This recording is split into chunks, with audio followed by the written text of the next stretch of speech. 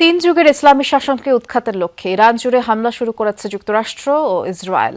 স্থানীয় সময় শনিবার সকালে বিমান ও যুদ্ধ জাহাজ থেকে একের পর এক মিসাইল ছোড়া হয়। সর্বোচ্চ ধর্মীয় নেতা আয়াতুল্লাহ খামেনি সহ দেশটির শীর্ষ নেতাদের অবস্থানই ছিল টার্গেট।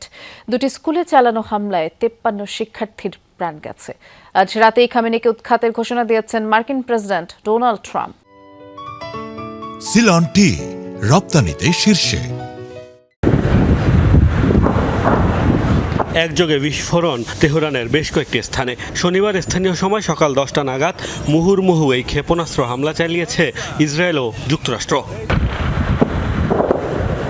প্রথম দফায় অন্তত 30টি স্থান টার্গেট করে চালানো হয় হামলা। সর্বোচ্চ নেতা আয়াতুল্লাহ আলী খামেনি সহ সিনিয়র নেতারা ছিল হামলার লক্ষ্য। এরপর আরও কয়েক ধাপে হামলা হয়েছে অন্তত 5টি শহরে। দক্ষিণ ইরানের একটি গার্লস স্কুলে হয়েছে ভয়াবহ হামলা। এই অভিযানের নাম রোয়ারিং লায়ন দিয়েছে ইসরায়েল। খামেনি প্রশাসনের পতন না ঘটানো পর্যন্ত হামলা চালিয়ে যাওয়ার ঘোষণা দিয়েছেন প্রধানমন্ত্রী বেনিয়ামিন নেতানিয়াহু। ইসরায়েল ও যুক্তরাষ্ট্র একটি যৌথ অভিযান শুরু করেছে যার নাম অপারেশন রোয়ারিং লায়ন। এই অভিযানের লক্ষ্য ইরানের আয়াতুল্লাহ শাসনের অবসান ঘটানো। সামনে যুক্তরাষ্ট্রের সাথে আমরা সন্ত্রাসী শাসন ব্যবস্থার উপর আরো কঠোরভাবে আঘাত করব। আমরা এমন পরিস্থিতি তৈরি করব যা সাহসী ইরানি জনগণকে এই খুনি শাসন ব্যবস্থার বোঝা থেকে মুক্তি দিতে সাহায্য করবে। এদিকে যুক্তরাষ্ট্র তাদের অভিযানের নাম দিয়েছে অপারেশন এপিক ফিউরি। ইরানের বিরুদ্ধে যুদ্ধ ঘোষণা করে আইআরজিসি সহ সব সশস্ত্র বাহিনীকে অস্ত্র সমর্পণের জন্য আজকের দিন পর্যন্ত সময় বেঁধে দিয়েছেন মার্কিন প্রেসিডেন্ট ডোনাল্ড ট্রাম্প।